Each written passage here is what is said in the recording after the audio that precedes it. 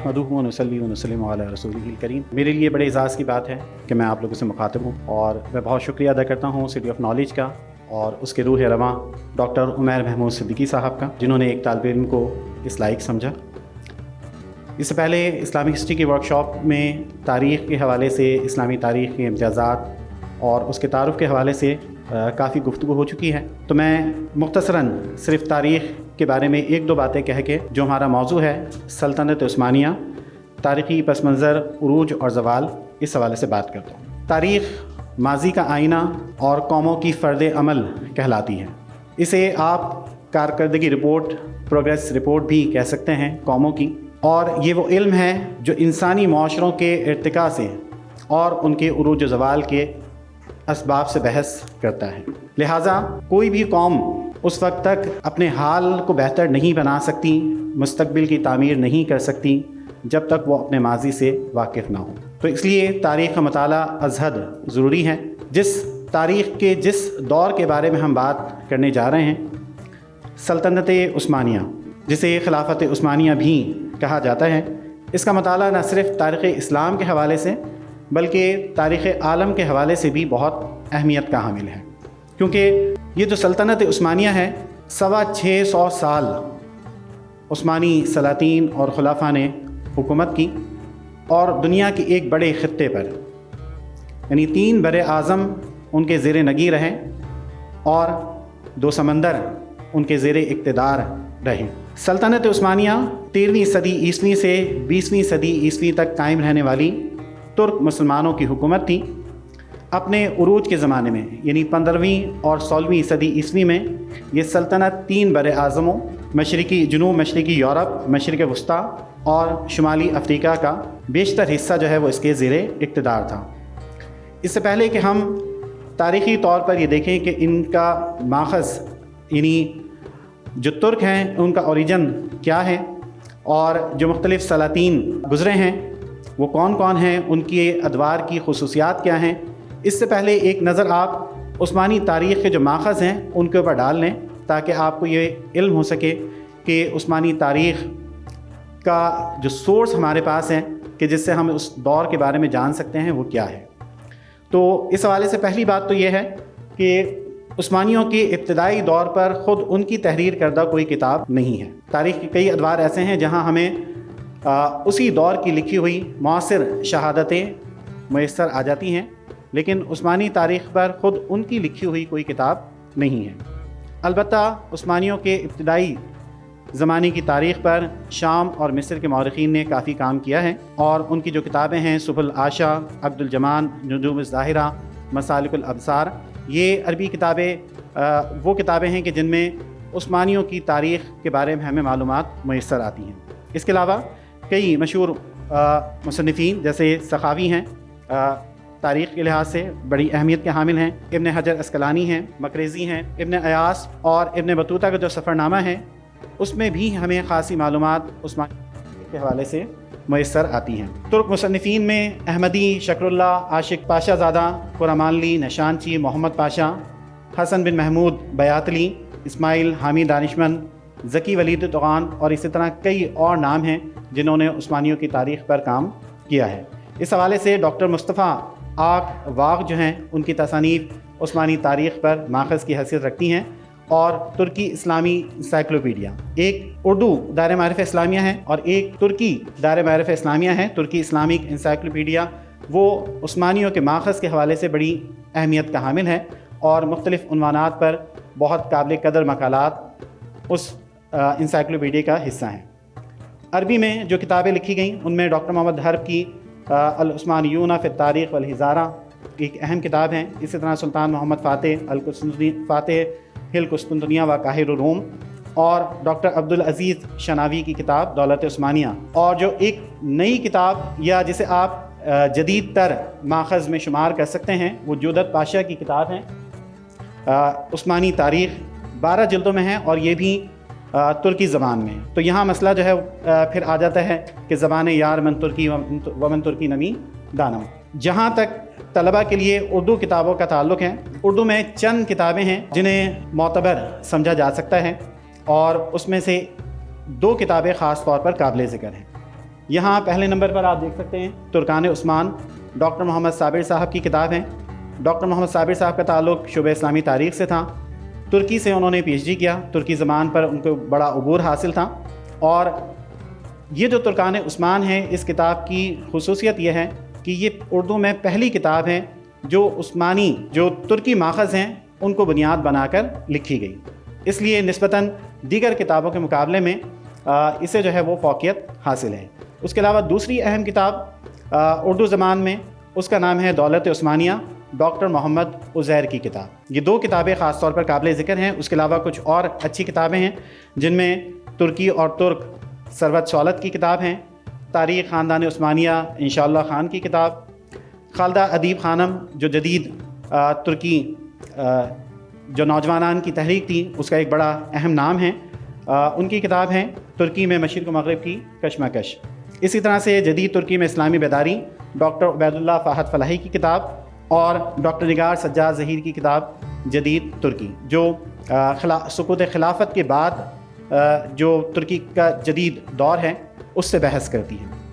कुछ किताबें ऐसी हैं जो इंग्लिश में ख़ास तौर पर काबिल ज़िक्र हैं। उनमें history of the Ottoman Turks Edward Creasy की किताब है, और लॉर्ड एवेस्ली की किताब the Turkish Empire, decline and fall of the Roman Empire Edward Gibbon की किताब है। इसी तरह से history of the Ottoman Empire and modern Turkey Stanford की किताब, और the great Ottoman Turkish civilisation Kemal Cicek की किताब है, और the Middle East in the world affairs George Lenczowski की एक मशहूर किताब है जो बुनियादी तौर पर तो मशरिक़ वस्ता को ज़ेर बहस लाती हैं, लेकिन तुर्की के हवाले से ख़ासा मवाद इसके अंदर मौजूद हैं। तो ये कुछ थोड़ी सी बात जो है तुर्की सल्तनत उस्मानिया की तारीख़ के माखज़ के हवाले से है कि अगर आप सल्तनत उस्मानिया का मुताला करना चाहें तो आपके सामने कौन सी किताबें आपके पेश नज़र रहना चाहिए। जहाँ तक बात सल्तनत उस्मानिया की है, तो जैसा कि मैंने कहा कि सल्तनत उस्मानिया मुसलमान तुर्कों की हुकूमत थी जिसने 625 साल दुनिया पर हुकूमत की, और 1258 में जब सुकूत बगदाद हुआ, यानी अब्बासी खिलाफत तबाही से दोचार हुई, बगदाद को फ़तह कर लिया गया, उसके इल्मी सकाफ़ती सरमाए को दरिया बुर्द कर दिया गया, और ऐसा मालूम होता था कि दुनिया से शायद मुसलमानों का ख़ात्मा हो जाए। तो ऐसे वक्त में दो मुस्लिम ग्रोह ऐसे सामने आए कि जिन्होंने एक बार फिर से उम्मत मुस्लिमा को सहारा दिया, और उनमें से एक ये उस्मानी तुर्क थे, और दूसरे जो हैं वो दिल्ली के तुर्क ताजदार हैं जिनमें अल्ततमिश, बलबन, अलाउद्दीन खिलजी शामिल हैं, जिन्होंने हिंदुस्तान की तरफ मुग़लों के बढ़ते हुए सैलाब को रोका। और यहाँ जो है मिस्र और शाम में ममलुकीन मिस्र जिनका ताल्लुक़ तुर्कों ही से था, उन्होंने दोबारा से एक आप कह सकते हैं कि अहिया जो है वो इन तुर्कों के ज़रिए से उम्मत मुस्लिमा को हासिल हुआ। तरतीब से ये देखना शुरू करेंगे जो उस्मानी सलातीन हैं वो कौन कौन हैं, उनके जो अहद हुकूमत हैं उसकी काबिल ज़िक्र जो बातें हैं वो क्या हैं। इससे पहले मजमूई तौर पर हम ये देख लेते हैं कि जिस दौर की हम बात कर रहे हैं यानी सल्तनत उस्मानिया, तो ये जो उस्मानी हैं इनके इम्तियाज़ात क्या हैं, क्यों इनकी तारीख़ का बिलखुसूस मुताला किया जाए। उस्मानियों ने एक कमज़ोर कबीले की हैसियत से इक़्तिदार संभाला था, और एक बहुत छोटा सा सरहदी इलाका इन्हें इनकी खिदमात के इवज़ दिया गया था, और फिर इनकी सल्तनत का दायरा वसी होता चला गया, यहाँ तक कि यूरोप तक उस्मानियों के कदम पहुँच गए। तो मुसलमानों में उस्मानियों को एक इम्तियाज़ ये हासिल है कि ये वो हैं कि जिनके कदम यूरोप तक पहुँचे। दूसरे जो सबसे ज़्यादा ख़ास बात है वो ये है कि इन्होंने सिर्फ इक़्तिदार कायम नहीं किया, बल्कि उस्मानियों को ये अहमियत, ये खुसूसियत हासिल है कि उस्मानियों ने इस्लामी तहज़ीब और सकाफ़त की हिफाजत की है, उसके तहफ़्फ़ुज़ का काम अंजाम दिया, और कई सदियों तक इस फ़र्ज़ को बड़ी खुश उसलूबी से उन्होंने अंजाम दिया। उस्मानियों की एक खुसूसियत ये भी है कि वो आलमी सियासत पर मग़रिब के तसल्लुत के ख़िलाफ़ थे, और सलीबी जो जुनूनी थे उनसे उन्होंने मुकाबला ख़ुद यूरोप में किया। इससे पहले जो सलीबी जंगें हुईं वो तमाम की तमाम मुस्लिम इलाक़ों में लड़ी गईं, लेकिन ये उस्मानियों की एक बसीरत थी, उनका एक विज़न था कि उन्होंने उन सलीबियों को उन्हीं के इलाक़ों में यानी यूरोप में ही उनको रोका और वहीं उनका मुकाबला किया। عثمانیوں کو ایک امتیاز یہ بھی حاصل ہے کہ جو ارطغرل ہے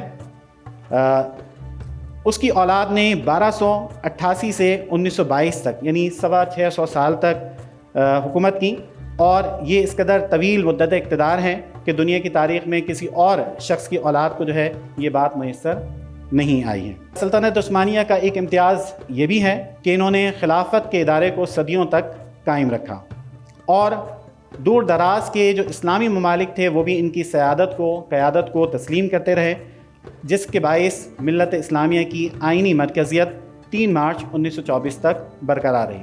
تو یہ عثمانیوں کا ایک بڑا کارنامہ تھا کہ آخر میں اپنے دورہ زوال میں بھی ایک سمبولک حیثیت جو ہے سلطنت عثمانیہ کو حاصل تھی، اور مسلمانوں کی ایک مرکزیت جو ہے وہ برقرار تھی۔ اس کے علاوہ سلطنت عثمانیہ کو ایک امتیاز یہ بھی حاصل ہے کہ ان کی خلافت کی 4 صدیوں میں ایک بھی مدعی خلافت ان کے مقابلے میں نہیں اٹھا، جبکہ بنو امیہ بنو عباس کے عہد میں بے شمار دعوے دار خلافت کے نظر آتے ہیں۔ تو یہ بھی ایک عثمانیوں کا امتیاز ہے کہ انہیں ایک ایسی حیثیت حاصل ہو گئی تھی عالم اسلام میں کہ ان کی خلافت کے مقابلے میں کسی نے خلافت کا دعویٰ نہیں کیا۔ اور امتیازات کے حوالے سے ایک آخری بات یہ کہ روم کے بعد قسطنطنیہ، جو کہ عیسائیت کا سب سے بڑا مرکز تھا، یورپ اور ایشیا کے نقطہ اتصال پر واقع ہونے کی وجہ سے اس کی جغرافیائی اہمیت بھی بہت زیادہ تھی، اور بین الاقوامی تجارت کے لیے، فوجی نقل و حرکت کے لیے ایک مستقل گزرگاہ تھی، اور استنبول کی سیاسی، تجارتی، عسکری اہمیت اس قدر زیادہ تھی کہ اس پر قبضے کے بغیر ایشیا اور یورپ میں ترکوں کے قدم نہیں جم سکتے تھے۔ پہلی بار مسلمانوں نے استنبول کو فتح کیا، جس کے متعلق نبی کریم صلی اللہ علیہ وسلم کی بشارت بھی موجود تھی، اور یہ شرف بھی عثمانیوں ہی کے حصے میں آیا۔ عثمانیوں کے بارے میں ایک اہم ترین تاریخی واقعہ یہ ہے کہ جب سے اناطولیہ میں سلجوکیوں نے حکومت قائم کی تقریباً 1071 میں، آج تک یہ علاقہ ترکوں کے زیر اقتدار ہیں، اور تاریخ میں ترک کبھی بھی کسی کے غلام نہیں رہے، اور آج بھی ترک ہی ایک ایسی مسلم قوم ہے جنہیں ایشیا کے علاوہ یورپ میں بھی ایک اہم خطے پر اقتدار حاصل ہے، اگرچہ کہ وہ ایک مختصر سا خطہ زمین ہے۔ اور قابل ذکر بات یہ بھی ہے کہ ترک عوام ایک عرصے سے یورپ کے ساتھ رہنے کے باوجود اور ان کی تہذیب اور تمدن سے متاثر ہونے کے باوجود آج تک اعتقادی طور پر، جذباتی اور ثقافتی اعتبار سے بھی پختہ مسلمان ہیں۔ جدید انقلابی تحریکیں بھی ان کی روح کو مزمحل نہیں کر سکیں، ان کے بنیادی معتقدات اور اعمال اسلام کے مطابق ہیں، اور ان کے دلوں میں ملت اسلامیہ کا درد موجود ہے۔ ترکوں سے ہمارا خونی، ثقافتی، دینی رشتہ ہے، اس لیے بھی ضروری ہے کہ ترک قوم کا، سلطنت عثمانیہ کا خاص طور پر مطالعہ کیا جائے۔ ترکوں کو تاریخ میں مختلف ناموں سے پکارا گیا ہے، کہیں انہیں ہن اور کہیں کشان کہا گیا ہے، بعض کتابوں میں انہیں یوچی کے نام سے یاد کیا گیا، چینی تاریخ میں ان کے لیے ہیانگ نو اور ٹوکیو کے الفاظ موجود ہیں۔ ہندوؤں نے عام طور پر انہیں تشکا کے نام سے پکارا ہے، لیکن واضح طور پر لفظ ترک جو ہے وہ 6 صدی عیسوی میں ملتا ہے، اور اسی نام سے ایک عرصے تک انہیں پکارا جاتا رہا۔ ترک کے معنی جو ہیں وہ فولاد کے بھی ہیں، سخت جنگجو مجاہد کے بھی ہیں، اور مضبوطی کے معنوں میں بھی ترک لفظ جو ہے وہ استعمال کیا جاتا ہے۔ ترک نہ صرف یہ کہ جسمانی طور پر مضبوط ہیں، بلکہ اپنے عقیدے کے لحاظ سے بھی بہت مضبوط افراد ہیں۔ عثمانی ترکوں کا تعلق ترکوں کے مشہور ترک قبیلے اوغوز سے ہے، جس کی ابتدا جو حضرت ابراہیم علیہ السلام کے معاصرین میں سے تھا۔ اوغوز ترکوں نے نہ صرف سلطنت عثمانیہ قائم کی، بلکہ ان ترکوں نے کئی اور سلطنتوں کی بھی بنیاد رکھی، جن میں سلجوکی، کراکویون لی، اوکیون لی، صفوی اور ہندوستان کے قطب شاہی اور عادل شاہی خاندان شامل ہیں۔ آذری ترک بھی انہی سے متعلق ہیں۔ سلطنت عثمانیہ کی جو تاریخ ہے اس کو ہم اپنی تفہیم کے لیے، آسانی کے لیے 3 ادوار میں تقسیم کر سکتے ہیں۔ نمبر 1، امارت کا دور جو 1299 سے 1389 تک ہے۔ 3 اس میں حکمران ہیں عثمان اول، اور خان اور مراد اول۔ دوسرا سلطنت پیریڈ کہلاتا ہے، جس میں بایزید اول سے بایزید ثانی تک، اور تیسرا جو ہے وہ خلافت کا دور ہے، جس کا آغاز 1517 میں ہوا اور 1923 کو وہ اپنے اختتام کو پہنچا۔ یہاں طالب علموں کے لیے یہ جو 3 اصطلاحات استعمال کی گئی ہیں، امارت، سلطنت اور خلافت، اس کی تھوڑی سی وضاحت میں کر دوں کہ ایک خاندانی مسلم سربراہ جسے امیر کہا جاتا ہے کہ سیاسی علاقے پر حکومت مراد ہے، کہ ایک خاندان کی، ایک شخص کی کسی ایک علاقے پر حکومت ہو اور بادشاہت کی طرف سے، سلطنت کی طرف سے اسے وہاں کا امیر مقرر کر دیا جائے تو وہ امارت کا دور کہلاتا ہے. جیسے ابتدائی دور میں ارطغرل، عثمان، یہ تمام جو ہیں وہ سغوت کے امیر رہے تھے، ایک علاقہ جو ہے وہ انہیں چھوٹا سا دے دیا گیا.